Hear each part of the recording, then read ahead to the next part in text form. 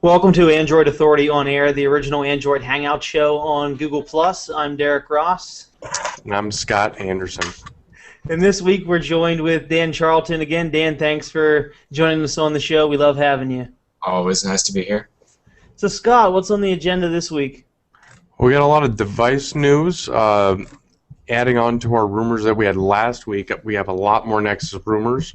Also, Apple released the iPad mini. We're going to do a little comparison of the devices that are out now, what kind of budget devices you can look into, and what are the benefits of each device, and how does it really stack up?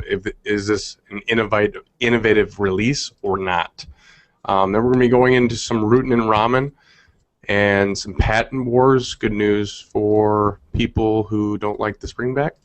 And some OEM news and profit, some earnings calls information. All right, so let's start with app updates. Dead Trigger released a Halloween edition. Basically, you get a graveyard area, pumpkin-headed zombies, and a crossbow. And then SwiftKey Flow. Basically, it's like Swipe, but with more predictive text. There's a video on YouTube that kind of demonstrates it. It's pretty interesting. What do you guys think of it? Have you guys seen that video? Yeah, I'm not a fan of Swipe. Its novelty wears off on me, after the first day.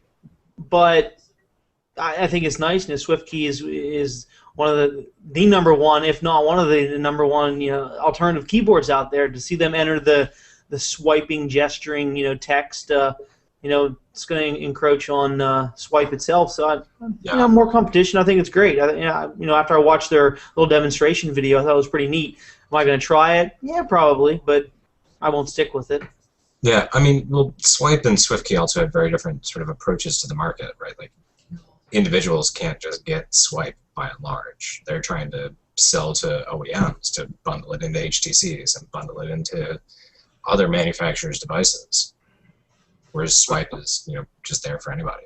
Yeah, now that we're on the topic of keyboards and rumored Nexus keyboard with Swipe-like features, what do you guys think about that? Would you guys be excited about that? I wouldn't be surprised to see Google integrate some kind of gesture-based into their keyboard.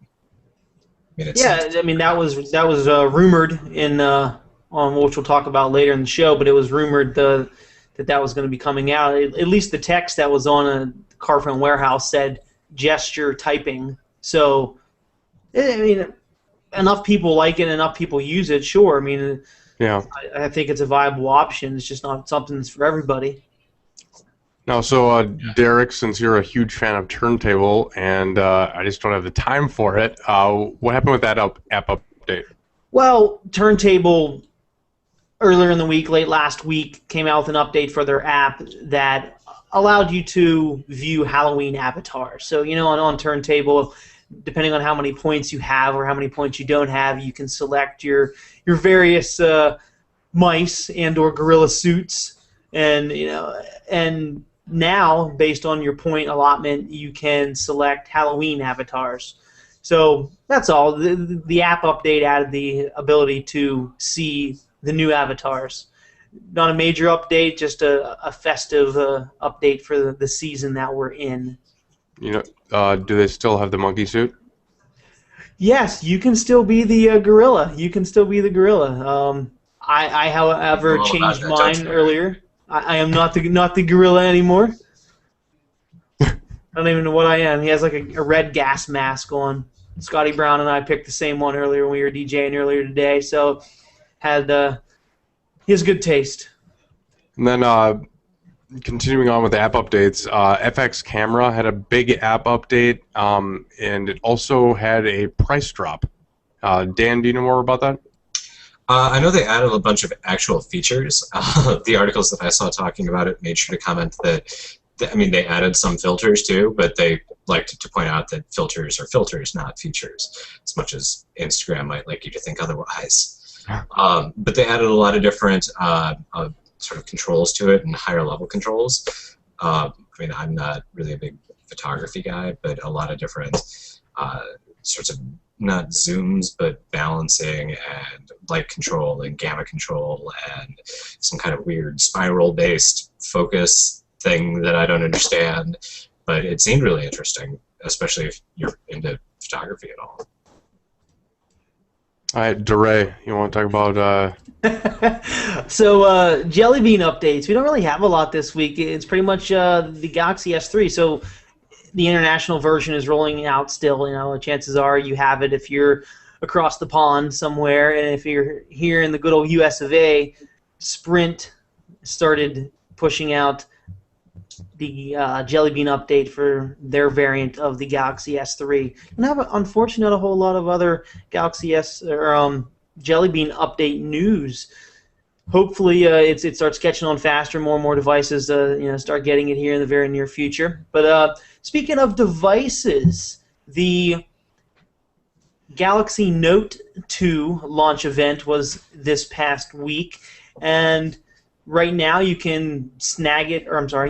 You can snag it for T-Mobile and for Sprint. Right now, it's for sale. However, AT&T and Verizon are a little bit different, and U.S. Cellular is a little bit different, as well as up north in Canada. So on Verizon, you can pre-order it starting today. It'll ship on November 27th. And unlike other variants out there, you'll have a custom Verizon-branded home button. Just in case you didn't know what carrier you were on, Verizon's going to tell you by the home button. As I said, AT&T, you can pre-order it today as well. You'll get it a little bit sooner. November 7th, it's dropping on AT&T. U.S. Cellular, October 26th for pre-order. And in Canada, most carriers are going to allow you to pre-order it on October 30th, it's arriving October 30th, from like TELUS, Bell, Rogers, and so forth. Now, if you've been watching the show in the past, you've probably heard us talk about a rumored HTC device, a 5-inch device. You know, we've called it the HTC DIX. It was rumored to be called the Droid Incredible X. And then last week, maybe that I isn't an L. Or I'm sorry, maybe the I is an L. Maybe it's the DLX and not the Dix. So the DLX was called the Deluxe, and everyone thought, oh, that's its final name. But now we have some leaked information from Verizon showing an HTC Droid DNA. So we don't know what that is. Chances are that will be the Verizon name of the Deluxe. At least that's what rumors and speculation are pointing at now. So if you're waiting for the 5-inch phone from HTC on Verizon, chances are it'll be called DNA. At least that's, like I said, that's what we think now. I wonder how they're going to play off the DNA. I wonder if it's going to be some type of, remember the original Atrix, the finger thumbprint unlock? Maybe they might play off into that. I don't really understand where they're going with DNA. I mean, so at first I think, oh, D, obviously Droid, right? HTC D. So what's the NA stand for? I think there's Droid DNA, then you still need D there. Yeah. I think it might just be DNA as a whole. Yeah. So who knows? I guess we'll find out in the very near future. The specs have also changed on those rumors, and it's up to 2 gigabytes now, whereas originally they'd been talking about the Incredible X being only 1.5 gigs, whereas they've stepped it up to 2 to match the Butterfly J. And pretty much the Butterfly J specs. That's the phone that was released in Japan. For those of you that don't know, basically that's the phone we're talking about. We just don't know what it's going to be called whenever it comes to the United States here. Yeah. Did you guys see those videos on YouTube about it? No. I have not. Have you, Scott? Yeah, it looks like a really, really nice device. Well, I mean, a 1080p to screen. I mean, that's over 400 pixels per inch. That just blows the Retina, all the things, out of the water. I just wish it was an Nexus. You know what? And I said it all along. If the HTC Nexus 5 rumor panned out, that was going to be my phone. Like that. This is what I wanted to buy. But now that it's not, I mean, sure, I could probably root it. I don't know that it's not. I just think that it's not happening next week. It's not yet. Yeah, we're right. We don't know. But I don't know. I still want that phone. I just wanted this Nexus phone. So speaking of Nexus rumors, Speaking of Nexus rumors, since there's a major event happening in just a few days here on the 29th, we better start ramping up these rumors. Every single day having something new, and we have a lot of Nexus information. I just fear that we're all going to be burned out before the 29th on Monday. Oh no! Don't you remember last year, years? That gives us something to talk about every single day, Scott. Very true. Not like the election. Yeah. All right, so Nexus 7 32 gig. Well, that's pretty much a done deal, considering the fact that you can order it from Office Depot right now. They may have jumped. Confirmed. Yeah, they may have jumped the gun, but it's listed for $250, which is the same price as the 16 gig variant. So, yeah. So if you happen to buy one from Office Depot, make sure that you're not getting the same one is in stock. Is the 16 gig? Make sure you're getting the 32 gig version of that. Staples retail system also showed leaked screenshots of the 32 gig Nexus 7 for $250. And to continue to add to that rumor speculation that really is pretty much anything but confirmed from the source right now, the Play Store 8 gigabyte variant just says coming soon. So is that going to be dropped completely? Is that going to be the $99 tablet? We don't know. Is the 16 gig version going to go to $200 and then $250 for the 32? We don't know yet. I mean, there's all sorts of speculation. What do you guys think on that? I mean, we'll see that. I probably think that the 8 gigabyte will go away. It might come back as 3G only, but I don't think you'll get the 8 gig Wi-Fi anymore. And then they'll make the 16 gig 200. Yeah, I really think that we will not see the 8 gigabyte anymore. I think it will just be phased out because they need to compete and offer a base that is compatible with other bases and comparable with size, hard drive size. For $100, an 8 gig device, that's competing, in my opinion. No, I understand. I don't think that they'll drop the 8 gig Nexus 7 to $100. That's not going to happen. Yeah. Yeah, I do agree with you there. I think if the $100 rumor does turn out to be true, that might be it will be different hardware. That might be the 3G version. Which, let's talk about that. So just recently, the Nexus 7 3G rumors started running rampant again because why? It passed through the FCC. So when a device runs through the FCC here in the U.S., that means it's coming. Not necessarily, but it means in this case, yes, but not always. In this case, no. Yes. So the device basically is the same model number as the Wi-Fi version, except there's a G on the end of it. And the design schematics also point out various radios. The radios that are on there are supporting AT&T and T-Mobile HSPA Plus bands. So it's a GSM. Does that mean we're going to see an LTE version? Well, not yet. Who knows? So question about the 3G. I personally don't think it's a smart move just to release 3G if it gets released. But what would be their thoughts behind just releasing an old technology? I mean, would they ever do it? Their thought behind it would be that's what's functionally possible with the hardware in the device. Mm. And HSPA Plus 3G is fast. Just as fast as Verizon's LTE is in most areas now. Not AT&T's, but T-Mobile's is. T-Mobile's, you're right. Yeah. T-Mobile's. Okay, I don't know many people that have T-Mobile, but when I compare to AT&T, LTE on Verizon just blows them out of the water. T-Mobile's doing it right though. Theirs is much faster. So, but either way, I mean, I think they maybe went with the lower technology. A 3G maybe for price, maybe, I don't know. But what about carrier? The carrier subsidized, or it would have to be bound to a carrier. If they went to, if they had LTE possibly. No, I don't think so, because I think that if Google's going to sell it, they're going to do it in the same kind of way that Apple does, where it's we sell the tablet, you, the consumer, can add on an LTE capable one, and then the plan is all on you. Mm-hmm.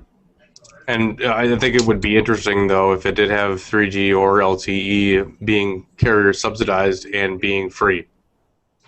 You know, or maybe $99. yeah, no, or I think that they could subsidize it a little bit more. But a free device, free tablet for, you know, just adding on some data storage.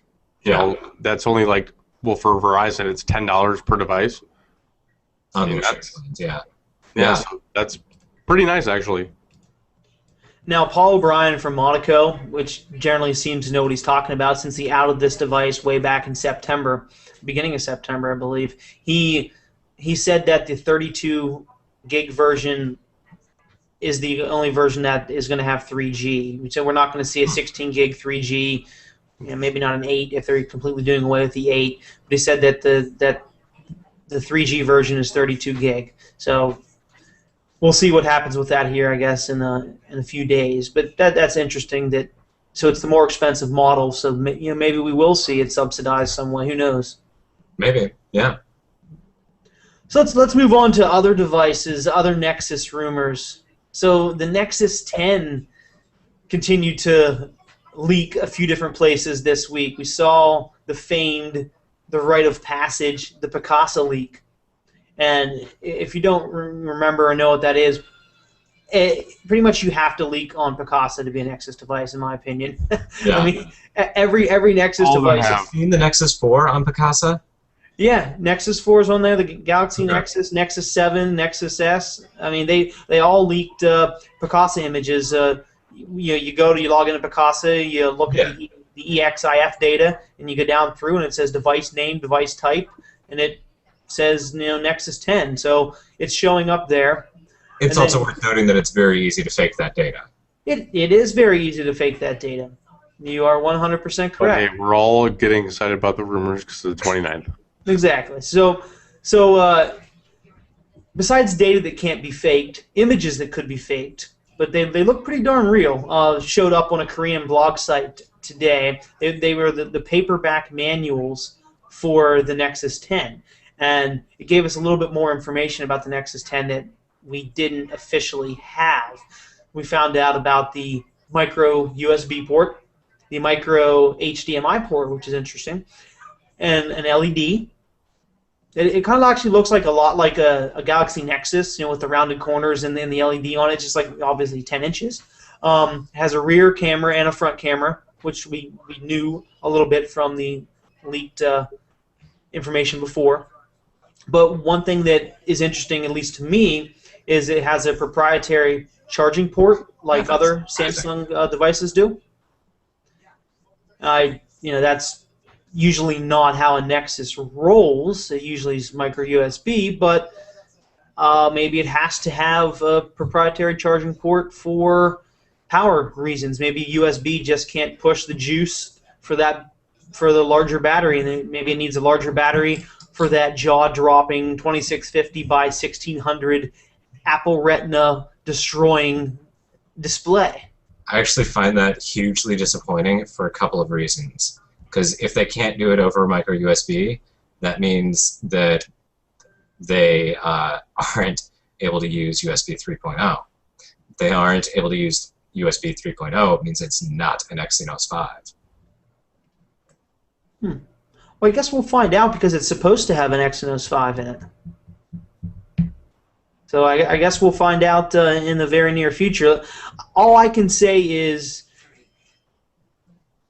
I may or may not have talked to somebody that played with it recently, and they said it was phenomenal in terms of quality. I also don't get why. And the picture on it was better than their 30-inch LCD TV. Well, yeah. So I don't get why it would have both micro USB and a proprietary charging port. What are you going to do with the micro USB port if you already have this proprietary cord? Why do you need both? Transfer data. To what? To something.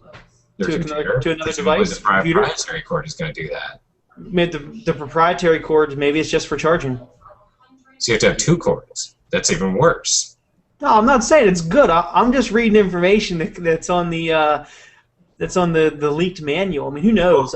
I'm fairly certain that that's what's going to happen. I mean, it doesn't make sense, but it makes sense off the images. You have your charging cable. You know, your because Apple does it, right? You have your charging cable, and then you have your unlike Apple, then you have a USB cable to transfer data. So no, Apple does it all in one.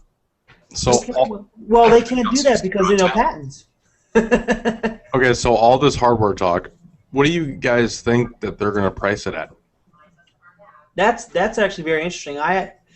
I'm gonna bet it's gonna be a higher end price. It's not gonna be a okay. So the base model for the iPad is $499. For the iPad. Yeah, for the iPad. iPad is 500, and the iPad Mini is $329. And do you think they're going to offer a premium tablet for comparable to, like, in the middle of that? Or do you think that they're going to go straight ahead and try to attack the iPad with full-blown, high-quality everything and, like, $450? I think that they will undercut the Retina iPad. I think they'll match the iPad too, the $400 price. $400, okay. I think that would be a good price point. $350, if they could do $350 and just be. No, I know. I don't know if it's possible, but the thing is, if they can sell it at cost for $350 and be just above the iPad Mini, and that would really, really, really put like that would put a very big dent in Apple's fourth quarter. Oh, I hope it happens. I hope it does. Oh, I do too. But the thing is, when people look at those two devices, I have a 10-inch screen, and I have a smaller one at 7.9, and it has an extremely high resolution. It's ridiculous, and I think it'd be a very easy decision.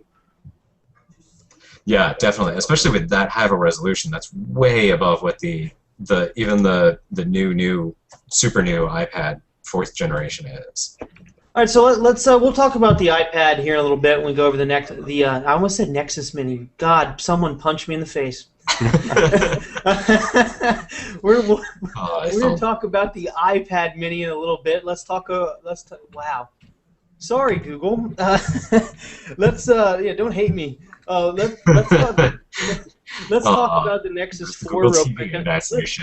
Let's actually geek out a little bit, talk a little bit about hardware with the Nexus 4, because we know a lot, or at least we assume we know a lot about it. So, as we said, Nexus 4 is like every other Nexus device we just mentioned, is leaking all over the place. It's going to be announced in a few days. Carphone Warehouse actually today had it up for pre-order, and then apparently somebody said, "Oops, the image that you're using isn't even the real image. It's a fake image. You shouldn't have it up here." So they removed it. What's that, Dan? The fake image was of a custom ROM. Yeah. It wasn't even just like a fake Nexus image. It was a custom ROM. Like the fake image that had what, 3 battery percentages on it, or either that, or the battery was 92 degrees and the temperature outside was 92 degrees. Something was weird. A lot of it was not obviously fake. Oh yeah. I saw that thing and I was like, yep, that's not real. Why would they put third-party apps and the official? Yeah.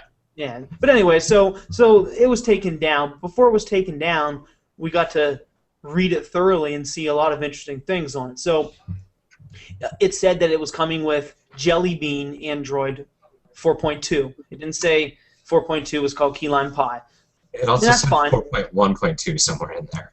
Yeah, I mean, well, and then a little bit later, actually, in the header, or in the big bold, it said Android 4.2, and then when you dug down into the overview, like the technical specs, the fine print, it said Android 4.1.2. So obviously they still don't know what exactly it's coming with. There's a little bit of discrepancy there. But one thing I can tell you about the device, I mean, we might not know what version of Android specifically it comes with, and that's fine. A number's a number. I really don't care. But it is pretty awesome. It's better build quality than the Galaxy Nexus, meaning that it feels a lot more solid. It doesn't creak, or there's no play to it. It's just a lot better built device, and it looks exactly like the Galaxy Nexus up front, except for there's no curved glass. And you turn it over, obviously the back's different. But it's extremely solid, and man, it flies because of the hardware. I mean, the hardware is amazing, and you're going to want this device. And sadly, we haven't seen it pop through the FCC yet for an LTE version. So I'm a little conflicted with that. But let's get into some hardware here. So Dan, you're my hardware guru. So I see the Galaxy Nexus. Its GPU was 384 megahertz. It was a Power VR chip versus the Adreno 320, which runs at 400 megahertz. How big of a difference is that in terms of like graphics for those of us that want to game? You know, is that massive? Massive. Now, Dan, I know that the 384 that can be overclocked. And what are the? Oh, and I know that you can overclock it to like 500 something. I don't really push that high, but yeah. Oh, well, I know some kernels like Franco kernel can do that. But what is the overclocking ability of the Adreno? Is there more? I have absolutely no way of knowing that yet. Okay. I would have to have these are all obviously specs that are based off of the Optimus G, and then specs that have been leaked from various websites that have leaked the device and had a little bit of hardware specifications, like a bunch of hardware specs. When you say various websites, my sources are the manufacturer and the code that they're putting into the chip. Well, good. That's why you're a hardware guy, Dan. All right, so let's move on a little bit. 400 megahertz, that's because that's what the code says it is. All right, so let's move on a little bit, talk about the CPU. Like I said, we're going to geek out a little bit, talk about hardware. So the Galaxy Nexus, right? It's a 1.2 gigahertz dual-core processor, Cortex A9. The LG Nexus 4, 1.5 gigahertz quad-core crate. So there's obviously two more cores, but besides being a dual-core A9 CPU, it's quite a different chip. Obviously, it's a beast. But what's the big difference there, Dan? Well, even if you were to ignore the 2 extra cores, then you'd be talking about the S4, right? The 1S, the 1X, the S3, the Samsung Galaxy S3, all of those devices versus the Galaxy Nexus. That's already a huge difference in performance because the Cray cores are that much better than the Cortex A9 cores in the Nexus. I mean, it's not that TI built a bad chip, it's just old at this point. And putting 4 Cray cores into it it's just not even a fair competition. It will crush the Galaxy Nexus. I mean, it's going to be substantially, this processor is substantially better than anything else that is currently available. I don't know how it stacks up against the Exynos 5 because there isn't a realistic comparable. I mean, there's the Chromebook, but I mean, it's not running the same operating system. So exactly. I saw some benchmarks on that, trying to compare it. And I was like, that's impressive, but they're two completely different operating systems. Yeah, it's very out of context. You can't get an accurate comparison on that. Yeah. So continuing with our geek out here, so RAM, double the RAM. Galaxy Nexus 1 gig, LG Nexus 4 2 gig. I mean, well, it's also a higher clocked speed RAM, and it's a faster memory, obviously. So even if it were just 1 gigabyte of RAM, it would still be better RAM. And there's double higher clock speed memory, and those of us that play games know that we want lower latency memory, faster memory. Oh, I miss my gaming days. Or just have a lot of processes in the background. Or the more you can have running in the background, exactly. It really helps out with Project Beta. I'm sure people are still going to complain about how, oh my God, I'm still using 60% of my RAM. But that's how Android works. It's supposed to do. It's supposed to do that. You're going to have 2 gigs of RAM, and you're going to complain that you're using 1.5. Oh my God, it's such a memory hog. No, it's just caching things that you recently stuff that you would have to reload in like hard processor time without all of that extra space. Stop comparing it to your desktop OS. Yeah. Sums it up. All right, so it works similar to Linux, but not similar to Windows. So let's talk about the screen real quick. Try not to bore anybody here. So the Galaxy Nexus, it uses a Super AMOLED screen with a 16.9 aspect ratio and 316 pixels per inch. A little bit better on the LG Nexus 4. It's actually a very, very slightly screen bump. It's coming from a 4.65 to a 4.7. Very, very, very slight bump in screen. But the big thing about the screen is it's an IPS LCD screen. So it's 318. Not pentile. It's 318 pixels per inch, so that's basically the same. But slightly different aspect ratio though, 16 by 10. Yeah. So the difference between Super AMOLED and IPS LCD, it's light years ahead in quality, brightness and saturation. The colors on it should be so much better. It's just a a lot better technology in it for the screen. And battery, since it doesn't have a removable, replaceable battery, the LG Nexus 4, people are saying, oh no, we want to be able to buy a bigger battery for it like we could for the Galaxy Nexus. Well, remember the Galaxy Nexus, the stock battery was 1700 milliamp hours. The LTE had an 1850, and it was replaceable, so you could get the big guy, get the 2150 if you wanted to, which a lot of people did. The LG Nexus 4, it comes with a 2100 milliamp hour battery. That's also LG's new battery technology that's supposed to be something like 60% more efficient. Yeah, exactly. LG said that they can get 60% more out of the same capacity than their competitors. That's a pretty crazy price. And how about the screen with power consumption? How does the Pentile compare to the IPS that's going to be in there? I mean, IPS is a very low power, but nothing beats AMOLED in terms of power consumption. I mean, that's why Samsung likes it. It is very low power. Gotcha. Part of that's because when it's displaying black, it's not using power, right? Like most displays, when it's displaying black, it is displaying black. Yep. Whereas on an AMOLED screen, black is just the absence of display. So, it uses less power, particularly if you use a lot of dark-themed applications, backgrounds, etc. Yeah, so moving on to the camera, I know a lot of people have gripes about the 5-megapixel camera, but it had 5-megapixel autofocus, single LED flash, and 1080p video recording.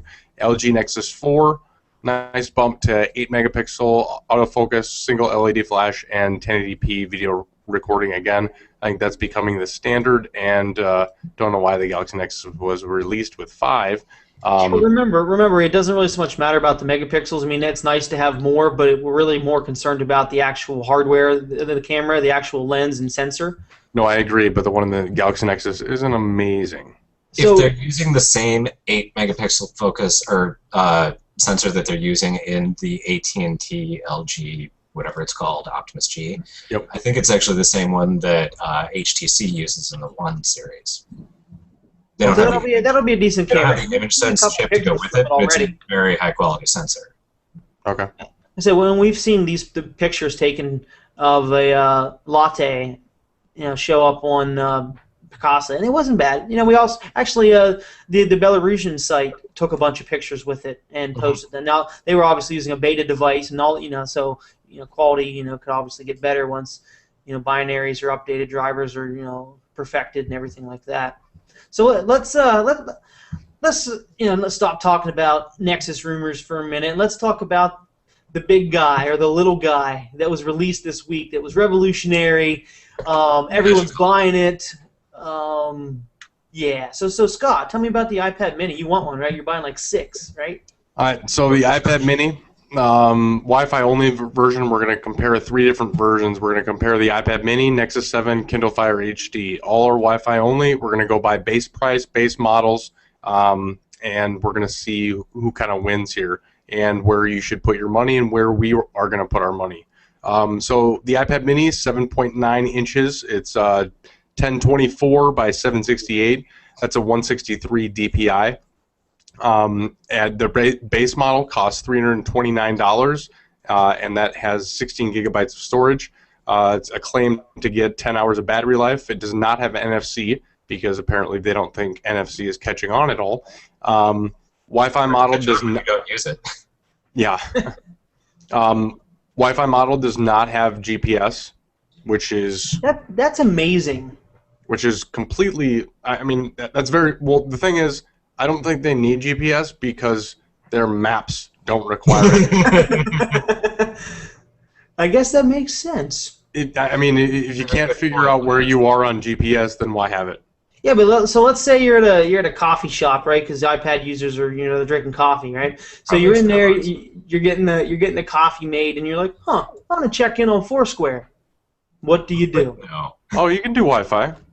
Yeah, but you can't. Wi-Fi will position you within roughly 1,000 meters. No, I mean, well, with Google and Android and how it remembers all that stuff, like location history, it's gotten pretty dang good. Like, I can literally get on the bus and it'll show my location as I go down the street just with Wi-Fi on. It's actually kind of scary, but it's getting more accurate and it's pretty cool. So, and that saves me battery life because I don't have to turn on the GPS. but they just don't have Wi-Fi bouncing on and off and pulling all of those uses a crap load more battery than your GPS. And do you know why they know where all those Wi-Fi hotspots are, Scott? Yeah, I know. Because they drove around and cataloged them all. Yeah. Okay, so basically, Derek, you want to explain the Me Too device? Yeah, so I don't like iOS devices, but I can appreciate good technology because I'm a tech geek at heart, so I can appreciate if something's good. And generally, the iPad and the iPhone have usually set the bar pretty high for other people to compete against, for people to try to beat. And when you compare a device, an Android device, everybody always says, well, let's compare it to the iPad. Let's compare it to the iPhone. They do that because it's a benchmark. We know that those are damn good devices. But the iPad Mini just is not that type of device. No. It's almost like they said, shit, 7-inch is taken off. We need something smaller. Let's come up with something. Let's get it out quick. And they got it out quick, and it's using last year's CPU. They pretty much just... No, it's not even using last year's. They just repackaged an iPad 2 into a smaller screen with a new connector and cut $70 off the price. Okay, so they're using the iPad 2 processor, and they're using the iPad 2 screen resolution. The screen is junk. I mean, you know what's amazing is my whole life, even though I haven't used Apple products, I've always known that Apple products have amazing screens. They did. That's why designers used them, for video, for editing, graphic editing. They're amazing. Their displays are top notch. So a company that's known for their display quality puts out this piece of shit, in my opinion. Seriously. A 1024 by 768 display, 163. Okay. This the goal of this was to compare 3. So let's move on to the other 2. That's 1024 by 768. This is building the comparison, Scott. 1280 by 800. So it's less pixels in general. Plus, it's over a larger screen, which apparently is a feature because when you want a small tablet, your big selling point is it being big. Yeah, I can't believe that they actually put a bullet point saying our screen is bigger than the Nexus 7. Well, that's because you designed it bigger. That's not a selling point. No, if you want a bigger screen, you're going to get a bigger tablet. You're going to get a 10-inch tablet. Okay, so moving on, let's go over the specs of the other 2 tablets. So Nexus 7, Wi-Fi only. So the Nexus 7, Scott, compare it for us to the iPad Mini. Nexus 7 Wi-Fi only, 7-inch tablet, 1280 by 800 resolution. That's a 216 DPI. That's roughly 50 DPI higher than the iPad Mini. Or roughly, what is that, 30% more pixels per inch? There you go, yeah. Also costs $199 for the 8GB version. Or $130 less than the iPad. $130 for something that has better hardware. And we have yet to see... It's $130 extra for lesser hardware. And the thing is, we have yet to hear about the October 29th, which is rumored to drop lower, so that price difference may be bigger, and you may be able to buy more for less. So it'll be very... that has 32 gig or 16, yeah. For still $80 less. Yeah, and I think that's what they're going to do because realistically, the Nexus 7 has to... If everybody's releasing a base model of 16 gigabytes, they kind of have to get on the bandwagon with 16 gigabytes. But their 8 gigabyte entry was the initial, let's get in, let's really undercut everybody. Yeah, and as far as people being upset about the, I bought it early, they also aren't doing all of the freebies anymore. Like, if you buy a new Nexus 7 today, it doesn't come with $25 of Play credit, and it doesn't come with $10 of Google Wallet, and it doesn't come with a free movie and free songs and all of the other crap that they threw in before. So yeah, it doesn't come with the free Play Store content. No. I wasn't aware of that. I knew that. No, I don't think it comes with any of the free stuff. I know the Google Wallet and the $25 credit was gone, but I'm surprised that it doesn't come with the content. Yeah, I think it was just an initial, let's give them a lot of stuff so then we can sell a lot of them and then we can figure out what we want to do with the price so then we don't have to give away the thing to make up for the price differentiator. We just have to lower the actual device cost. So moving on, 10-hour battery life, about the same. Kindle Fire HD, Wi-Fi only again. Now this is more of a content consumption-based tablet, so it's pretty much a different type of tablet compared to the iPad Mini and the Nexus 7, but it's 7 inches as well. The resolution is the same as the Nexus 7 at 1280 by 800, 216 DPI. Again, better or higher resolution than the iPad Mini. Also, it does come in at $199 for the 16 gigabyte version, which is an interesting price point and is way less than the iPad Mini. And you do get double the storage compared to a Nexus 7. And it also does have 11 hours of battery life, which is good when you're going to be using a tablet for content consumption, strictly that.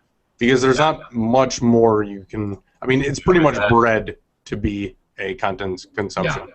So on the list is the Nook HD, which actually has an even higher resolution 7-inch screen. Everybody always forgets about the Nook for some reason. I don't know why. The hardware's better, but nobody ever talks about it. Yeah, it's got a 1440 by 900 screen, which I think is 264 DPI, and it's the same 16 gigabytes at $199. But I don't know its battery life offhand. I'd probably guess in the 8 to 12. They're probably right around the same mark. Okay, so I have a question for you guys and our viewers / listeners. If you had $400 and you had a decision to buy these tablets, what would you buy and why?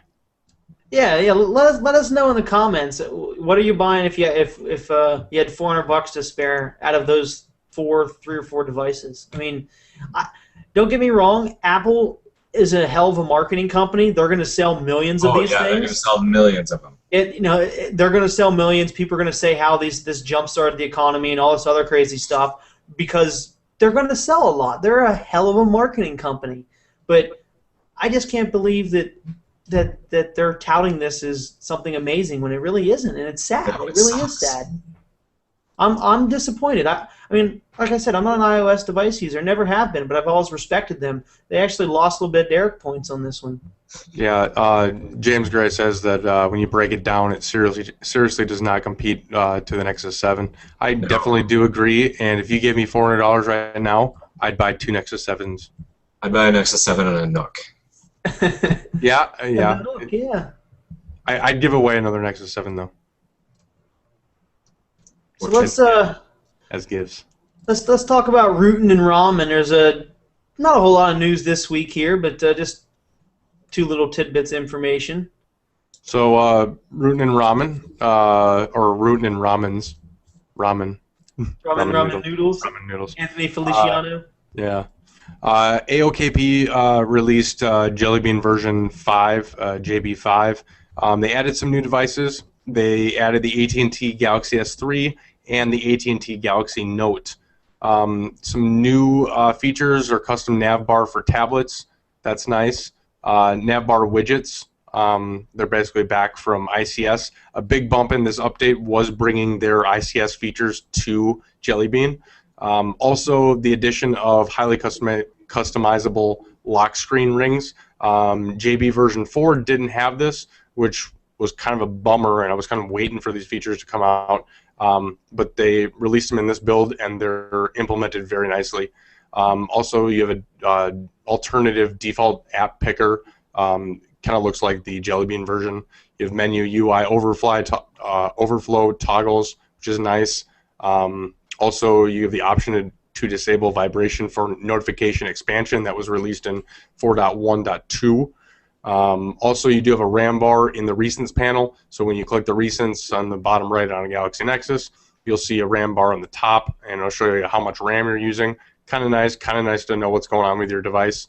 Also, you do have timeout instant lock options for your slide down lock, and you have a whole bunch of new icon types or designs to look at, and you have VPN traffic, the amount of traffic in a readable format. So Derek, what about CM? Well, this is more like a honorable mention. It's not a whole lot of major news, but a lot of people freaked out about it, so we got to talk about it real quick. So earlier this week, a bug was found in the CM10 code. And what was happening was a piece of code was running and logging all of the screen unlock patterns that users were using and creating. The code was most likely left in there from debugging and testing purposes, to get it to actually work and so forth, testing something. How big of a deal is it? Well, somebody would actually have to gain access to your phone to be able to do anything with it. So not a big deal, but rest assured, if you were scared, which you shouldn't have been, CM, once they found out about it, they had it patched within a few hours. So the nightlies, I think, starting on the 24th, had it patched, I believe. I might be off on a day on that, but either way, if you're running a recent nightly, you should be fine. And so why was it in there? Well, like I said, it was in there probably for debugging and testing purposes. Remember, CM10 is still in development. They're just nightlies. They're not stable builds yet. So these things will happen. I mean, it's a development stage ROM. So of course you're going to have development code in there. Not a big deal. Their CM team's doing a great job, and keep up the good work, guys. Nothing to see here. Move along. Yeah. That's my opinion on it, at least. Dan, you think differently? No. I mean, it's a log on your device. Yeah. Somebody's going to have to get past your screen unlock in order to get to the log that tells them how to get past the screen unlock. Exactly. I mean, it's nice to have some added security. It's like saying, oh, God, no, my keys are sitting out for anybody to take them inside of my locked house. Exactly. So this is my favorite part of the segment. This is where Dan talks about patent wars. He gets down and dirty with the patents. Had a lot of ups and downs this week, especially for Samsung and Apple. So first, the Patent and Trade Office, the U.S. Patent and Trade Office, has rejected Apple's bounce back patent, the rubber banding patent, for when you scroll too far in the list bounce back or in browsers bounce back. And they actually rejected it on multiple grounds. This is still a preliminary decision, so it's subject to further review and then appeal and then appeal and then appeal. But yeah, it's not likely that it's going to come back at this point. So that's definitely good news for Samsung, since that was one of the patents that they lost on in the case in California. But in bad news for Samsung, the ITC has issued a preliminary ruling siding with Apple and finding that Samsung infringes on 5 Apple patents, 3 for utilities and 2 for designs. And I don't know offhand specifically what all 5 of those are. But the design patents have traditionally been very weak, and their utility patents haven't been particularly strong either. So, not surprised. But then again, the ITC generally operates under the assumption that the patents are valid, which is the same thing that the court system is forced to do. And then after the courts have already done their thing, the USPTO comes back and says, oh, no, wait, we're just kidding. So this is certainly going to keep going on. But then in the Netherlands, a court in The Hague found Samsung not infringing on yet another one of Apple's touchscreen patents, which wasn't particularly surprising since it's one of the same patents that Apple's lost on all over Europe to Samsung and Motorola and HTC. So they should have seen that one coming. And then, in more bad news for Samsung, the Department of Justice, according to Apple, is apparently investigating Samsung for FRAND violations, for fair, reasonable, and non-discriminatory practice violations on their standards essentials patents. Basically, what Samsung has been doing is saying, we have these standards essentials patents. If you want to license them, you have to pay us 2.4% of the cost of the device for the patent. That shakes out to about $6 a device.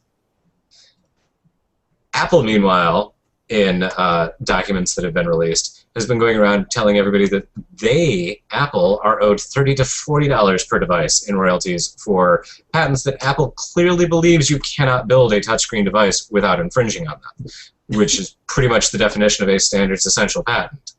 So Samsung asking for $6 a device is being horribly violating of fair and reasonable and non-discriminatory practice, but Apple turning around and asking for $30 to $40, totally fine.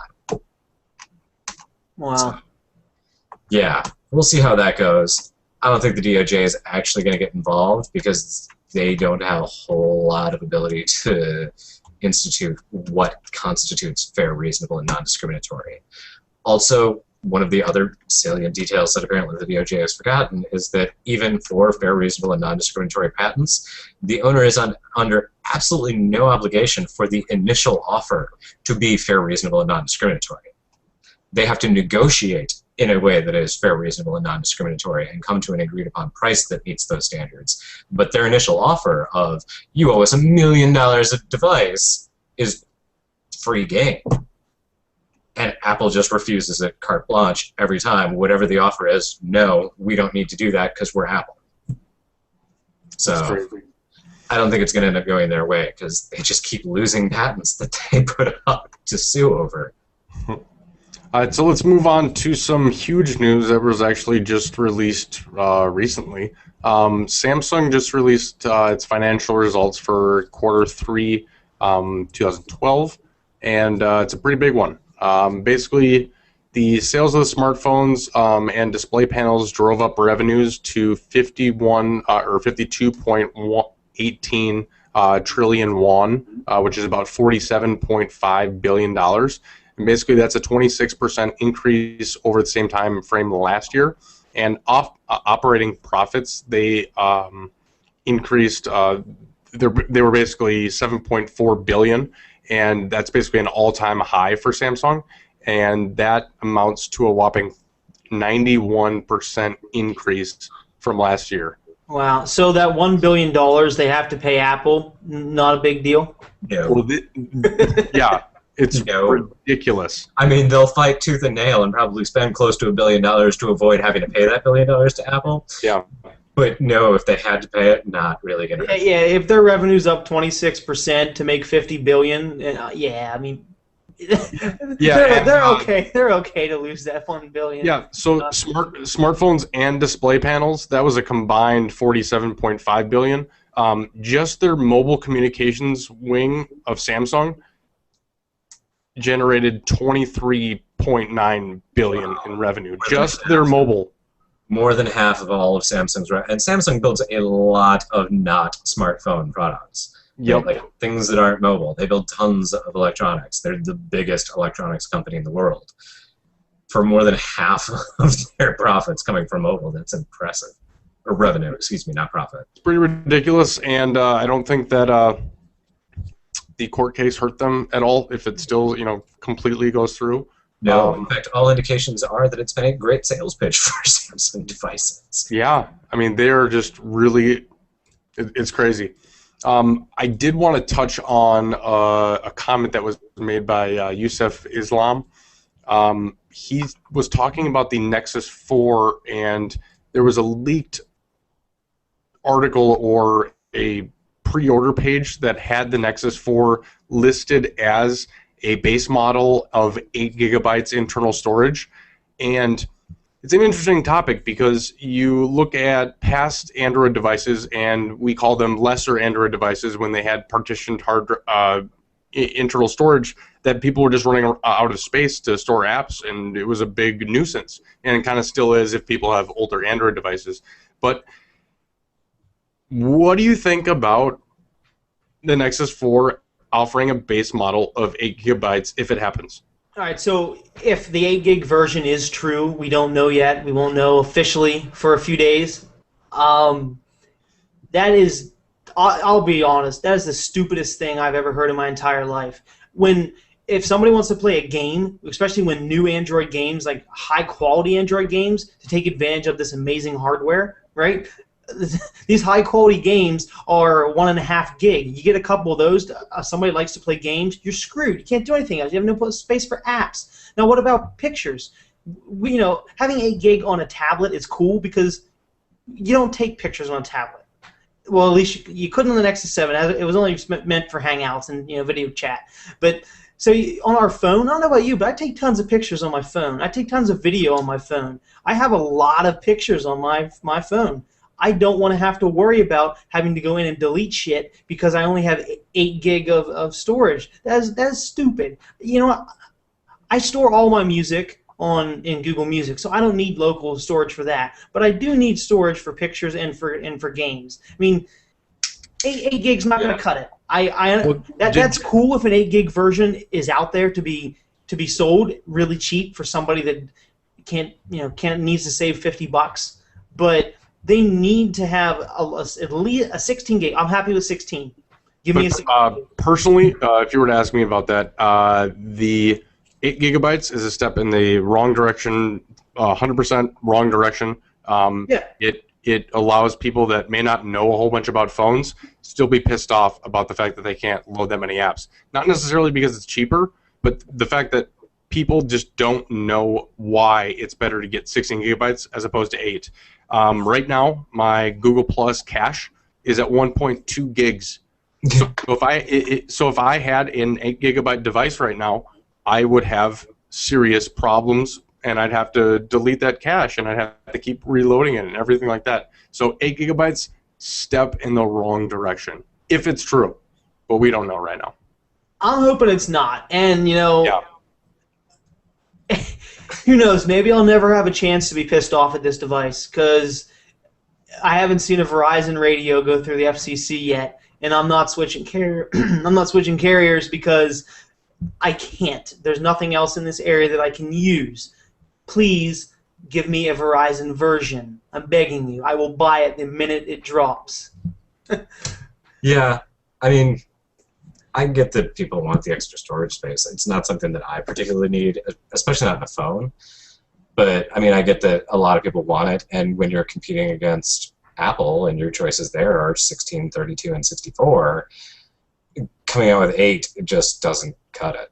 I mean, just for sheer market reasons, it's not smart. Yeah, for high-performance, top-of-the-line device, All right, well, if there's no more questions, we're going to call it a night. All right. Well, just to let you guys know, if you guys are watching us on YouTube, if you want to get in the conversation with us next time, we are on live Thursday nights at 9:30 Eastern time. 9:30 Eastern time. How do you not know the difference between Central and Eastern? I only know where I live, and I've lived in Minnesota Central Time. You are not. Oh, so. Man. 8:30 Central Time, 9:30 Eastern Time, and if you want to join in the conversation, check out our Google Plus page, Android Authority on Google Plus, and you can post comments, questions, also things you want us to talk about, and interact with us there. We try to check YouTube comments, but we don't want to go around in so many different places. Also, if you guys don't want to watch us because we're not really that good looking, and I'll speak for myself, and you don't want to use all the bandwidth with the video, we're available on SoundCloud, so you can stream us, download us, and watch and listen at your own leisure. We're also on Podbean. We're also on iTunes. We also do have an RSS feed. If you go to AndroidAuthority.com and go to the bottom right, scroll to the bottom right, there's a section called On Air. All of our posts and all of the news content that we talk about each show is posted there, and you can subscribe to that RSS feed. Anything else, guys? No, big guy. You got it. All right, well, everybody have a good weekend and get ready for Monday because I'm excited.